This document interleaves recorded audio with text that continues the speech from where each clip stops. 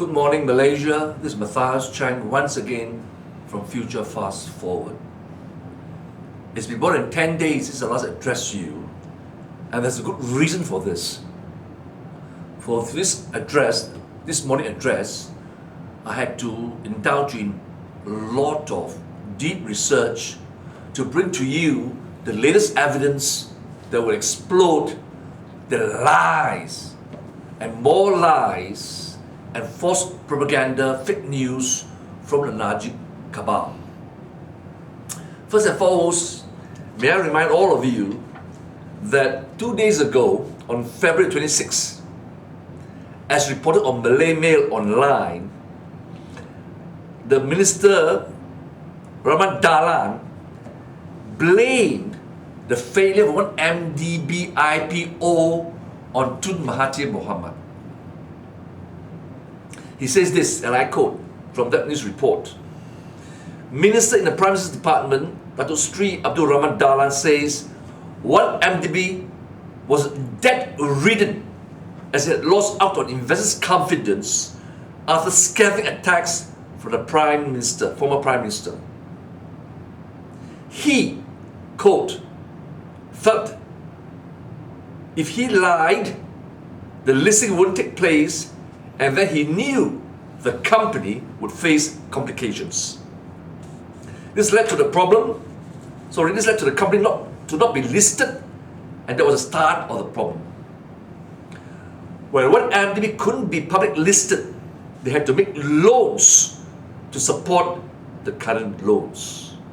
Early 2015, when the problem turned for the worse, one MDB had to sell their land.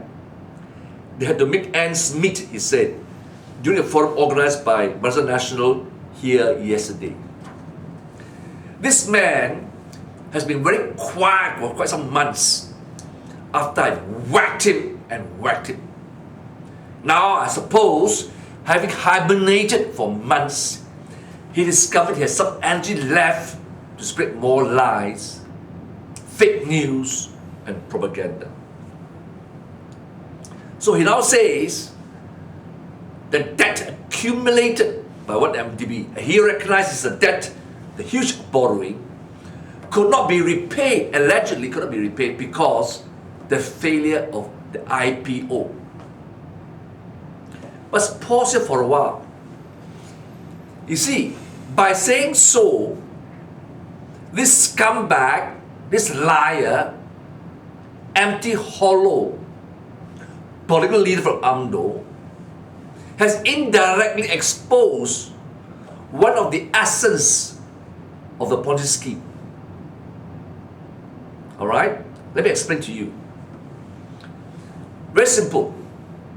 Najib and that big crook JhoLow borrowed monies, okay?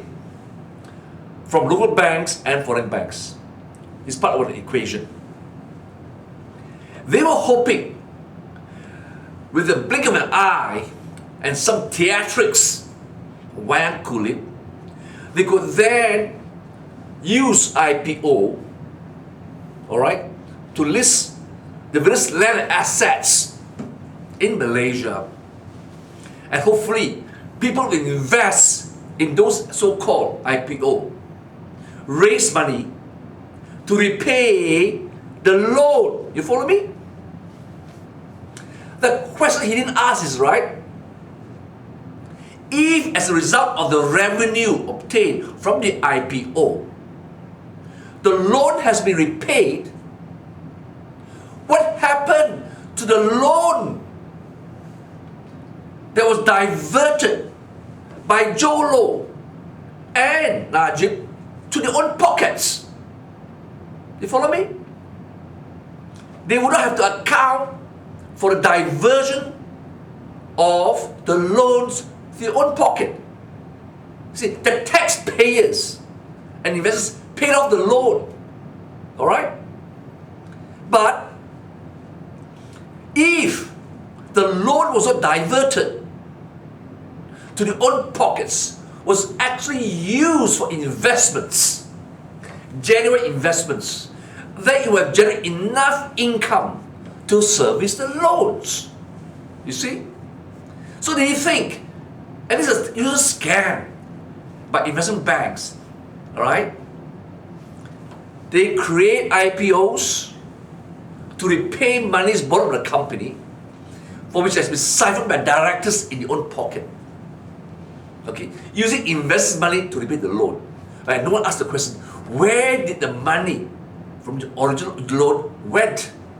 In this case, went to their pockets. Okay? So that solved the problem. Nothing to do with Tun Mahathir or all the people who have exposed the fraud. He conveniently forgot the PAC came with a report. The Auditor General came with a report about the crime, the scam. And there were 7 countries that has commenced criminal investigation, most importantly in Singapore and Switzerland, with clear-cut evidence of fraud, corruption, money laundering. So scumbag Raman Dalang, go back to hibernation, hide in the hellhole, and don't you come back again, because I'm going to whack you and whack you and whack you. And don't you ever think you can get away with stupidity. You're nonsense. Alright? The day is gone when fake news will dominate the airwaves. No more. The people are very smart. They know you are a fake, hollow, empty, loyal but not smart, crony, alright? An idiot. With that, may I now announce to you some good news. It's where it took a long time, a lot of research. You will recall some 2 or 3 addresses ago, I told all of you that judgment in default was entered against JhoLow, his siblings, and those shell companies because they did not appear within time to lodge claims, all right, to challenge the DOJ complaint. And then, in my previous address, I said that one of the reasons was the original trustees, the Rothschilds Limited, right, were trustees for all this hidden wealth, refused to intervene because they were afraid they could be implicated or be seen to be complicit in money laundering. So JhoLow and his siblings went to New Zealand to get a court order to replace Rothschild with a new set of trustees. And this new set of trustees now have applied to court in California for action of time to file a complaint and also to set aside the default judgment. And 1, 2, 3, 4, 5, 6, 7. In 7 of those cases, the court has fixed 27th of March this month for hearing of those applications. But more importantly, in one of the case, 2.16 CV 05370 DSF PLA, PLA, in that suit, JhoLow was knocked out completely. Why? Because that suit refers to the Park Lane Hotel, New York, for which JhoLow himself held a substantial interest in the asset, the Park Lane Hotel. The other shareholder or equity investor applied to the court together with DOJ to ask for the order that the hotel be sold because as the result of the hanky-panky by JhoLow, the value of the asset was depreciating, falling.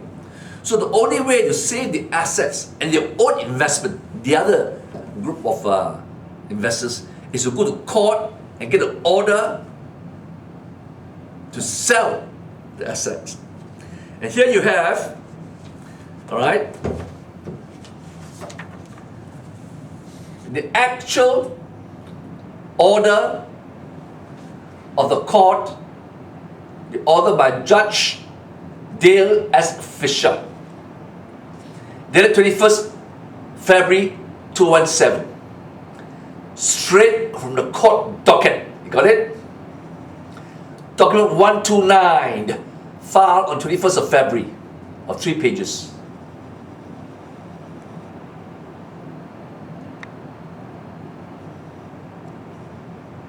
Got it? Okay. Okay. I'll read to you this order. The government and the managing member of the Symphony CP Park Lane LLC joint venture seek court's approval of a cooperation agreement formally titled Agreement Regarding Forfeiture of All Interest in Symphony CP Park Lane LLC, currently or previously held by or for the benefit of JhoLow for the continued management of the joint venture, as well as approval for a framework for marketing and eventually selling the interest in the joint venture that is rest in this case. Several claimants related to the Mubadala Development Company filed an objection which was later withdrawn. Right? One objector, the Mubadala Development Corporation, withdrawn. Various JhoLow related complaints continue to object to the cooperation agreement on 3 grounds. First, they claim that the court does not have jurisdiction or venue of this matter. They challenge the court has no jurisdiction. This is the basis of a pending motion to dismiss this in this case. Based on the brief arguments of the parties in this motion, the court is satisfied at this time that the venue and jurisdiction exists, and that the law allows a civil forfeiture action to be brought in the district court for the district in which any of the acts or omissions giving rise to the forfeiture occurred. Okay? Then JhoLow made 2 more further objections. First, they argued that the sale of the entire joint venture should be explored rather than only the low interest. Alright? Secondly, but on this objection, the court does not believe it is necessary to have a third-party broker to lead the marketing process because the managing member will be sufficiently checked by the involved broker. Okay? Hold on, sorry. Then second objection, the law claimants want an independent broker to lead the process rather than a managing member. Alright?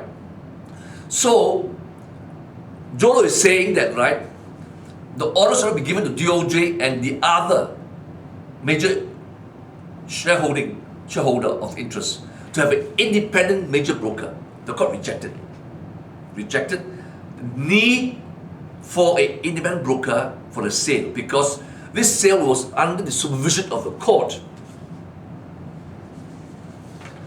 Therefore, last page.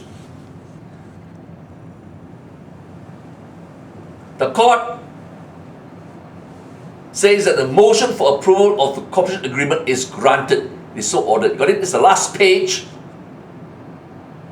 of the order. So there you are. I've shown to you, all right, from court documents, JhoLow knocked out. Second round. Okay, knocked out. Now, more importantly, I said earlier, he has filed application to dismiss the judgment in default. Okay? And to do that, he must show that the monies that he received and he diverted to his own account and to Najib's account is clean, does not belong to one entity for various reasons. So, in this case, 2116 CV 05367 DSF PA document 721. This document is a declaration, all right, by his lawyer Daniel A. Zahir, all right, in support of JhoLow and his siblings. This same declaration was also repeated in the other 6 applications to set aside the judgment. So I want to refer to this document because the other documents are verbatim the same. so I don't have to read to you each of the 7 applications or declaration. Okay? Can you now see it? On the top here is the number of the case, so I'm not lying to you. This is a court document.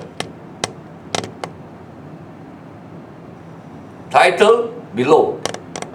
Can you see it? Got it?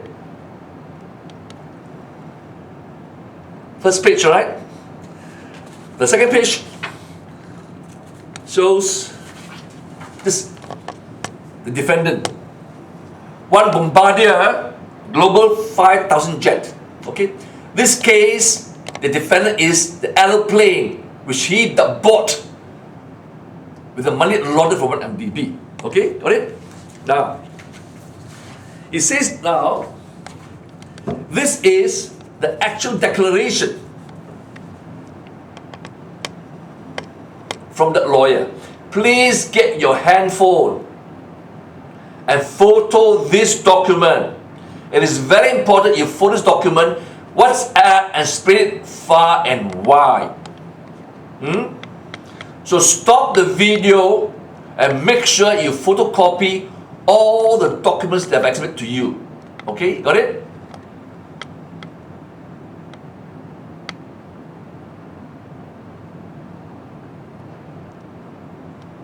You can see the signature at the bottom.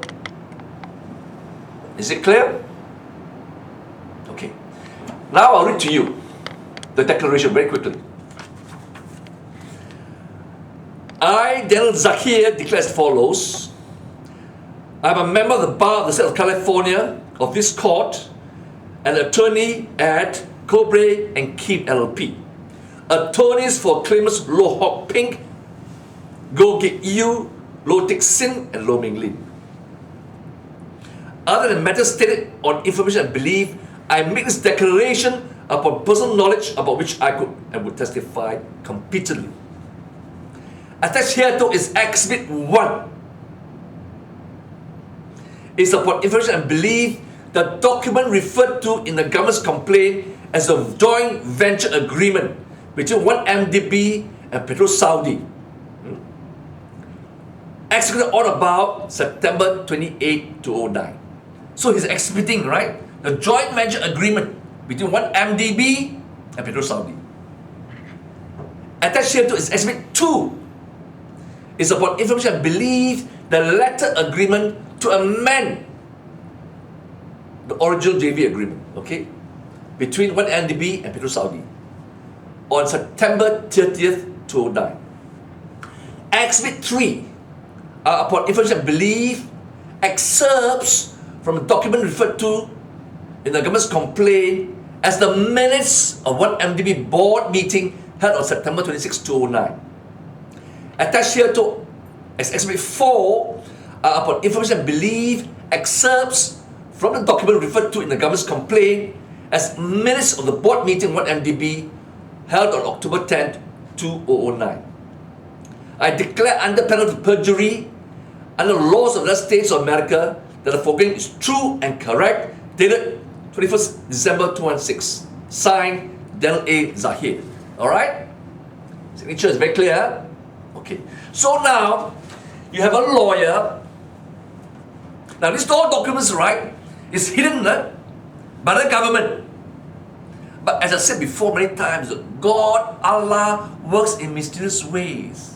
What is hidden by the Kaaba, by Najib, by the government, by UMNO is now because they have cash flow problems. All the monies are in accounts overseas are frozen. JhoLow is so desperate, he's a desperado, has to come to court to try to unfreeze their monies and their assets. And so to do that, he has to exhibit documents. Okay? So here is the first exhibit. You see it? It's a court document because the title of the court case number is on top of the document. You got it? Exhibit 1. Alright? Take your handphone and photograph. Now, I make it bigger. This is the actual title, right, of the suit, of the agreement. execution copy, not a fraud or forgery, right? Actual document taken from the court. The first page of the agreement. You got it?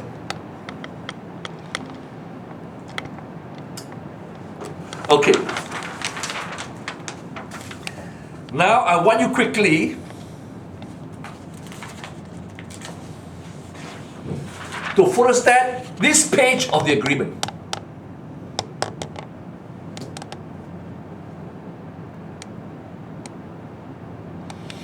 And then when you photocopy it, please print out and read it. Because it's going to take a lot of time to explain. So I'm doing a summary. Have you got it? The whole page, huh? Okay. And then, this is the loan agreement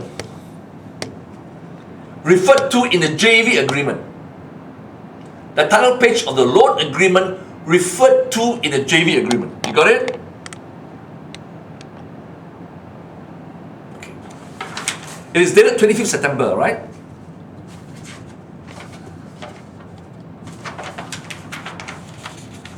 This is page 1 of the loan agreement.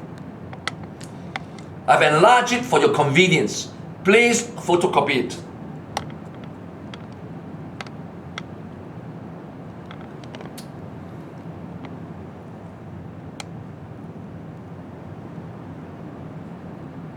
Okay?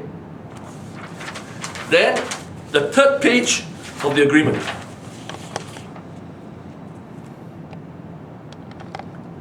I'm only showing you a few pages because I want to draw your attention to the various clauses. You got it?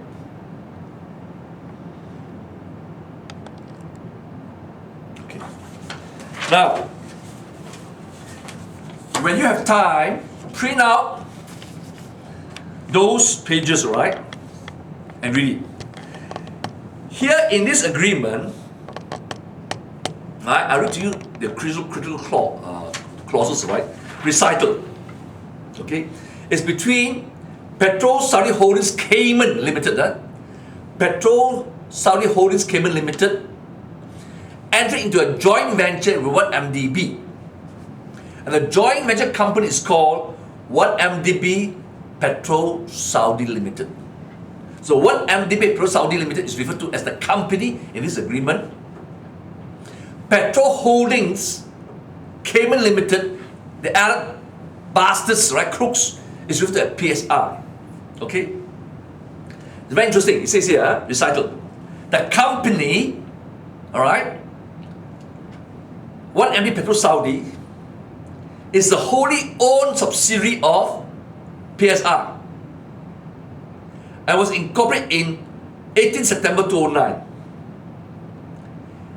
As at the date of this agreement, PSI had transferred the whole of the issued share capital of Petrol Saudi International, another company incorporated in the Cayman Islands, referred to now as Petrol Saudi International Cayman, which owns all the legal and beneficial interests in the PSI assets, which have an asset value of 2.7 billion. Then it says, PSI is the legal and beneficial holder of 1 billion 500 shares, has provided to the company advances amounting to $700 million US. Alright? In pursuit of objectives, 1MDB has agreed to subscribe for, and the company has agreed to issue 1 billion shares of $1 each in the company, so that PSI owns 60% and 1MDB owns 40% of the share capital. Okay, so this is the key provisions in the preamble of the agreement. Now, why it's so important is this. Okay, here it says that, right, Petrol Saudi Cayman, before even a joint venture agreement is signed, has incorporated a company without the permission of 1MDB board of directors, a company called 1MDB Petrol Saudi Limited, the joint venture company. How can the Arabs and JhoLow incorporate a joint venture company with the name 1MDB without the board of directors knowing, and even before the joint venture agreement was signed. And this so-called company was a subsidiary, the joint venture company of SaudiKing Limited. Alright? The agreement was signed. This company, right, 1MDB, Saudi, the joint venture company, was incorporated 18 September 2009. And then there's another company called Saudi International Cayman, which supposedly owned assets, right, of 2.7 billion, which was injected into the joint venture company. All right? Okay? And those assets were 2.7 billion. So the first question you ask is, right, if there are assets in the joint venture company at 2.7 billion US dollars, why only 1.5 billion shares was issued to SaudiKing, the Arab bastards? Okay? And when he transferred, right, the shares to the JV company, it was transferred for $1. $1. Got it? SaudiKing, Holding Cayman Limited, owns Saudi International Cayman, 2.7 billion assets. Okay? And sold all the share capital of this company to the joint venture company, 1MDB Saudi, for $1. $1 company. Would you sell a company worth 2.7 billion worth of assets to another company for $1? And then, strangely enough, 25th September, 5 days before signing the joint venture agreement, Saudi Holdings Cayman, right, gave a loan to 1MDB Saudi. Loan agreement, 700 million. No evidence how this money was given.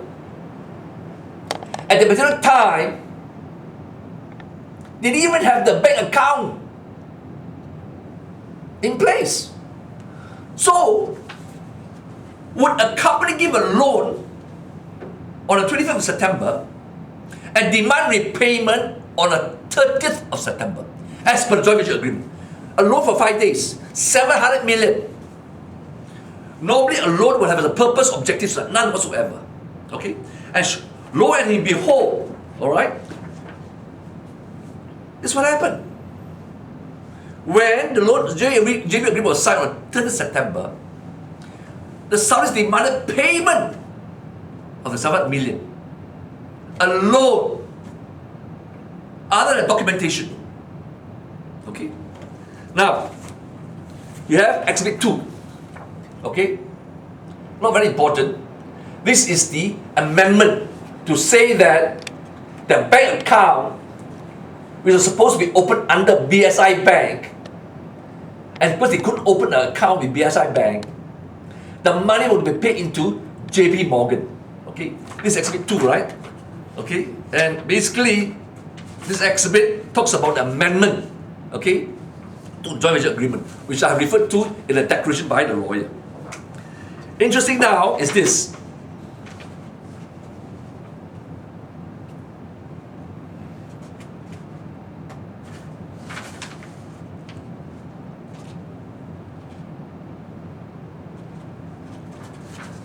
Exhibit 4 is the minutes of the meeting of 1MDB. Okay.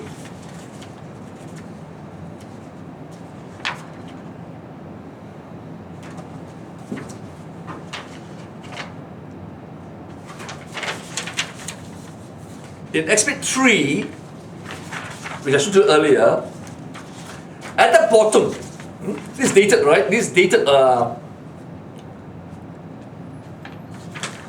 hold on. Supposed to be in Exhibit 3, okay, yeah. At the bottom, can you see here?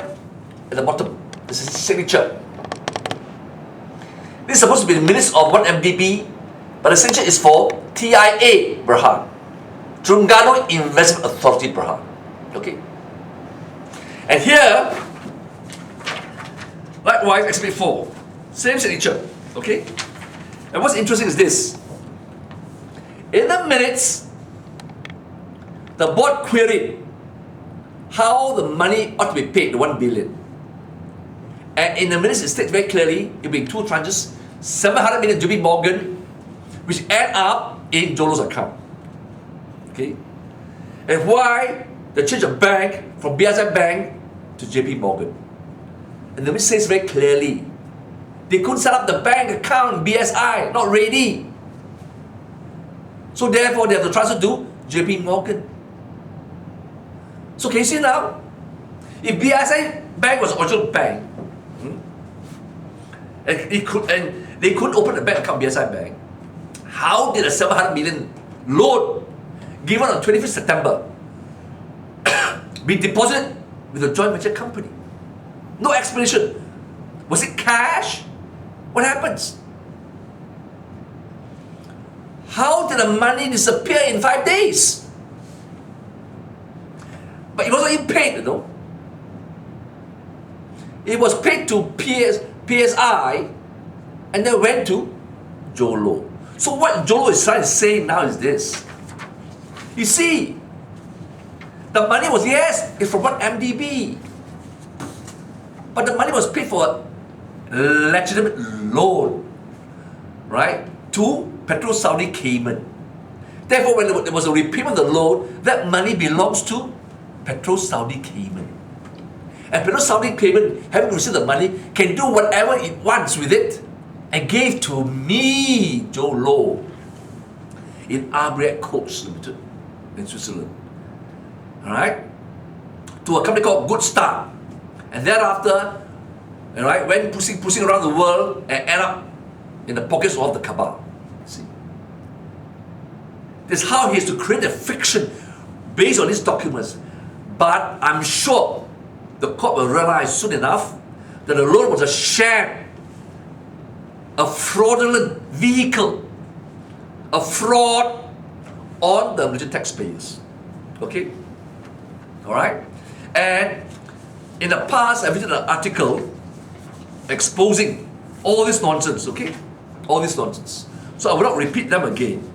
Say to tell you that this is the gist and the substance with which JhoLow and his family and the Najib cabal is trying to justify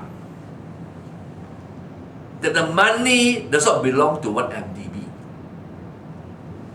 Because although it came from one MDB, the money went to pay for a loan to a joint venture partner who can use whatever way he wants it. This is a very fragile, slippery ground. It's like skating on thin ice.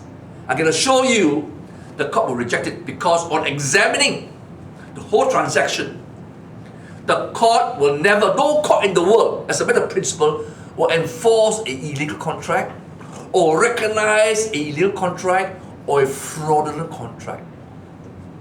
Okay? The loan was merely a step in the overall scheme to cheat the Malaysian people of their money. So from day one, the first transaction, 2009, the whole setup was illegal, unlawful, a scam. And yet we have this scumbag, idiot of a minister, otak empty, to say what MDB failed because Tun Mahathir criticized it. I asked this idiot minister for a public debate with me, and I challenge him to prove me wrong. Hey, these are court documents, you scumbag idiot. Court documents filed in court. You can't hide these documents anymore. These are public documents in the public domain, which are obtained from the court of California.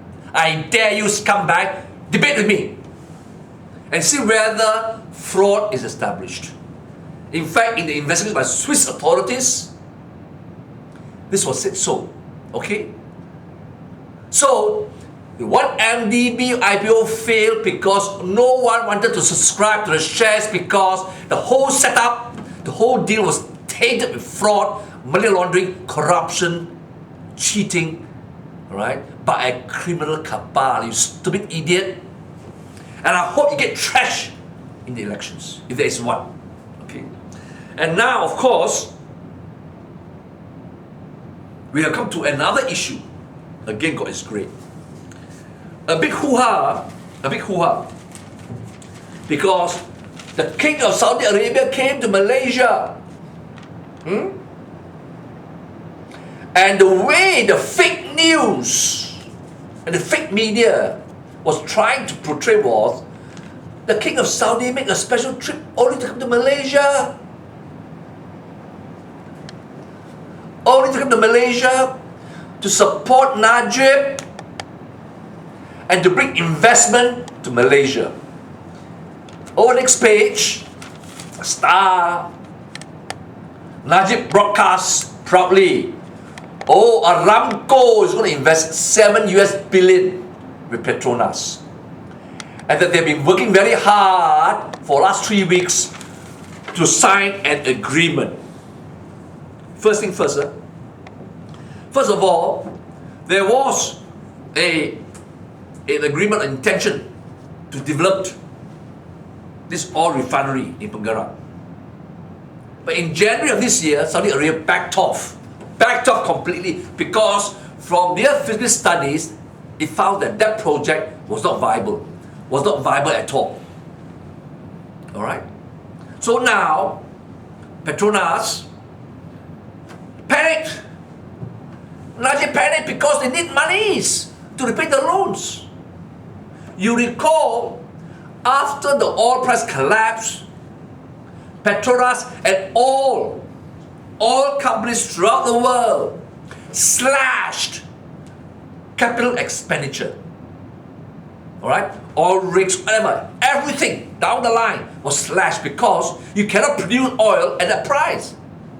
So there's no use to expand production or invest in, alright, capital expenditure. Petronas has slashed 50 billion ringgit of capital expenditure. So it's other countries, alright? Dead meat, okay? And so long as the price hovers at the present rate, we are in deep sheets. And Petronas has, right, cut off jobs, 1,000 jobs. Okay. Now, but I can assure you, the Saudis came to Malaysia not because only for Malaysia to do honor to Najib, to support Najib. This was a month-long trip by the Saudi king to Asia. Why? Because Saudi Arabia is in deep shits financially. Deep shits. I don't have the money. I'm telling you to invest in Malaysia. The 7 billion investment is by way of a memorandum of understanding. Please, as you know, an MOU is only MOU. It must be finalized and formalized in an actual agreement. MOU is only understanding. It's not even binding. I can assure you, and I challenge anyone in the debate in the future, that Saudi Arabia don't have the means to invest because they are in shits. They are also cutting back capital expenditure. If you are cutting back capital expenditure in your own country, would you go out to invest in the capital expenditure? Think about it. Okay. Now, as you know, and this took me a lot of time to do research, people have this image, especially Malaysians, right? An Arab is filthy rich. So when they come with their attire and the wine coolie, wow, the Arabs are coming to save Malaysia, bringing investments. We will be saved. And then go to election and say, look, see, the Arabs are behind me. Like before, months ago, Najib says what? The China Kuai from China is behind me. We have investments. We create jobs. But the effect is, Najib cabal has prostituted the country to China. And likewise, I'm saying that Najib cabal, UMNO, has also prostituted themselves to Saudi Arabia. but in a different way. Right? In a more different way. China came big way, but Saudi Arabia, all right, the so-called rich kingdom, only come with 7 billion US, and that by way of a memorandum of understanding. So let's see whether how great is Saudi Arabia. Why Aramco? He's trying to sell Aramco IPO 100 billion US. It is easy to have an IPO for 100 billion US. Alibaba, Jack Ma from China, the largest IPO in the history of the world was only 25 billion. So Saudi Arabia wants to sell part of the assets of the kingdom. Aramco is the piggy bank of the king to the world to raise 100 billion. Why you need 100 billion? Why are you selling the assets of the kingdom, part of the assets for 100 billion? Because they don't have cash flow, they're in trouble. To prove to you that Saudi Arabia can even go bankrupt if the economy doesn't improve is this. I quote to you. February 7, 2017, 3 sources. Focus Economics, Bloomberg and CNBC. Economic activity decelerated to a multi-year low in 2016 as weak global prices continue to drag on growth. As all revenues fell, the government slashed public spending and halted a number of investment projects. They halt there and start here. Doesn't make sense, isn't it? Moreover, the government's ample financial needs as a result of its large budget deficit drained liquidity in the kingdom's financial markets, pushing up interbank rates and hurting non-oil activity. Okay. GDP has declined consistently. 2014 was 754 billion. 2015, 653 billion. GDP dropped from 2004 to 2015 by 100 billion and further dropped in 2016. Those figures have not been published officially yet. Okay. Growth has also dropped. In 2015, it's 3.4%. Fiscal balance percentage of GDP. In 2014, minus 2.3. In 2015, minus 15%. Okay?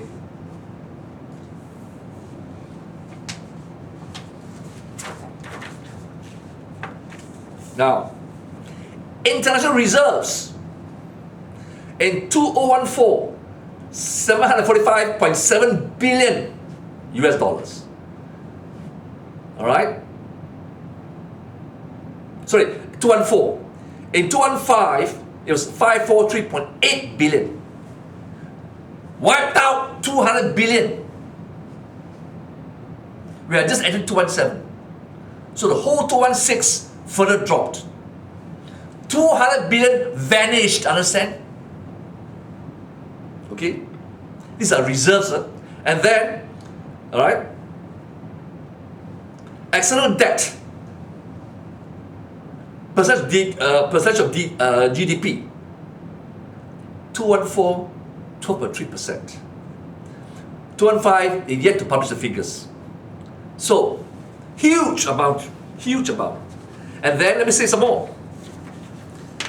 This is a graph by IMF showing that 2016, can you see the slide? The growth.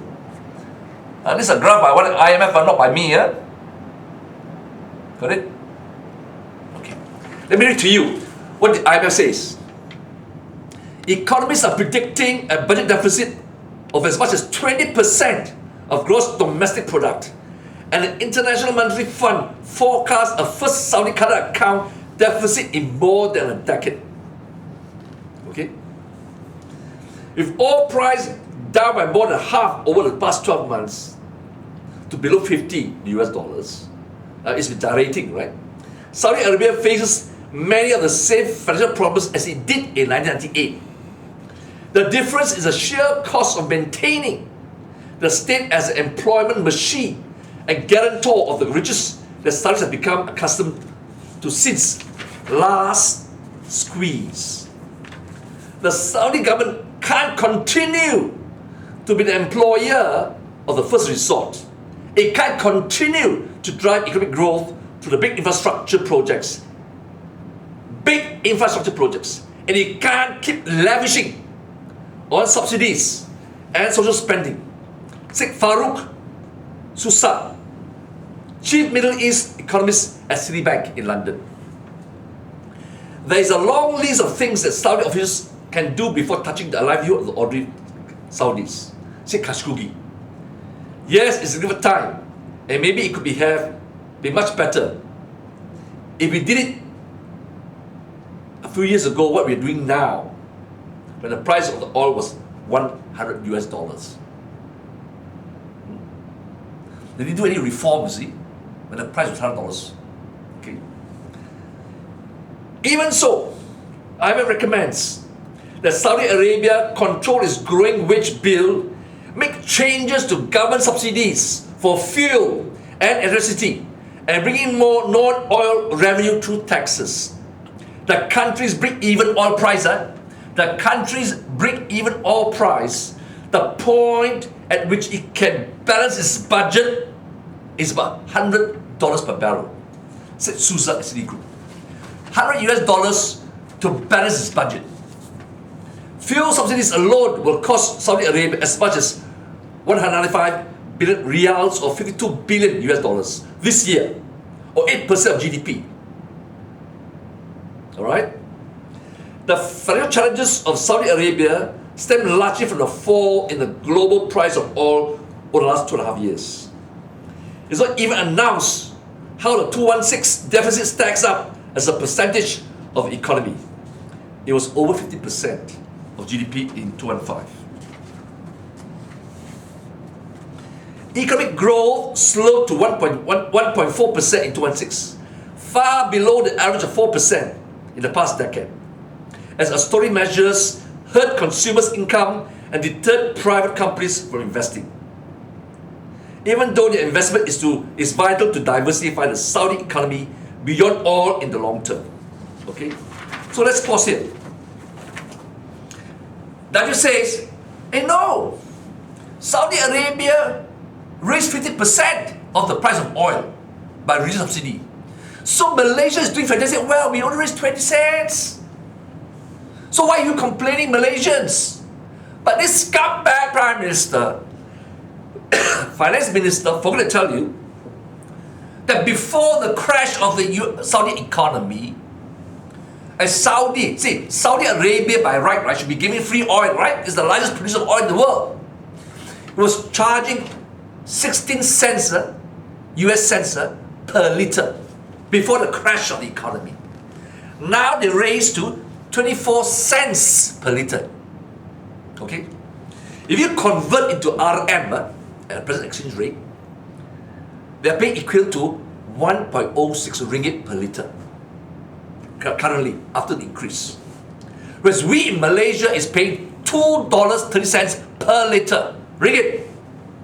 That means we are paying 170% more. And that is the biggest oil company. They're so bankrupt, so weak in the economy, they even have to raise oil prices in the country. Can you imagine that?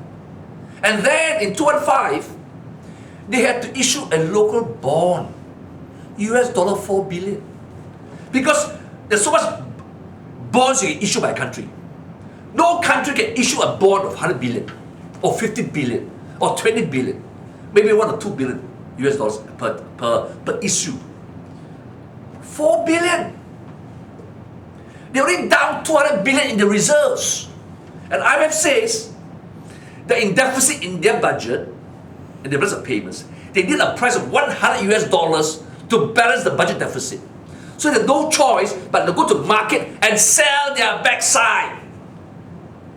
Sell the asset of the kingdom. Aramco is the piggy bank of the king. He spent money all in his pocket. No one knows how the money has been received or spent, totally secret. And for public IPO, everything must be declared openly. So here you have the truth about Saudi Arabia, the truth and whole truth about Saudi Arabia. So for Najib to come and pretend that everything is hunky-dory, Saudi Arabia is coming to rescue, bullshit! A king has come to the whole of Asia like a glorified salesman, telling the investors, come to my country, buy my shares. If you are rich, you don't have to sell your assets, Just as we are selling assets and prostituting to China. You get it? You scumbag. This is fake news. Why call it exaggeration? That's it. God is great. God works in mysterious ways. Each time the Kaaba, Najib, Amno try to spin, create fake news, Allah give me news, data, information to rebut and refute and trash them. That's why I keep on saying to all of you, truth always prevails. Truth always prevails. And that you must have faith that God will always support us. That's why I've been urging you repeatedly. As long as there's propaganda, fake news, I will repeat this commandment. Surrender to the will of Allah completely. Have absolute faith that He will protect us, defend us, and guide us under all circumstances in the face of all enemies, adversities, and challenges. See, who have taught that documents hidden by the government and classified as OSA so that we can't even read the Auditor General's report are now available in court in America? Who have taught God have answered my prayer in this way? I could download it. You can also download it. I'm giving you all these case numbers. You have to pay money. If you're a lawyer registered with the Court of California, and you get access. Not easy.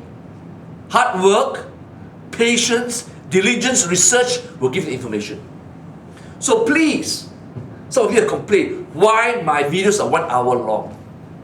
It took weeks of research, and I've summarized all I've done with these few documents. Even then, it took us such time. If you can do it in 10 minutes, I welcome you. Alright? So I don't apologize. My video address is for those who are serious in fighting against these scumbags, this cabal, and free this country from a tyranny of corruption, abuse of power, and criminals. With that, once again, I will thank you for your attention, and I really hope that when you will use all these documents which are acted to you, photograph them by your handphone, please, and send it out to everyone so that they cannot be lied anymore. I think I'm the only one now doing this, taking the trouble to put in front of you the documents. I have never said anything without evidence. I've not said anything without my source. That's why I'm so confident that God will protect me, because I don't lie. I give truth to you. Stark, ugly truth. So let's always, all of us, come together and pray to Allah for further guidance, for courage, determination, resilience, until total victory. With that, I thank you for your attention. God bless you all.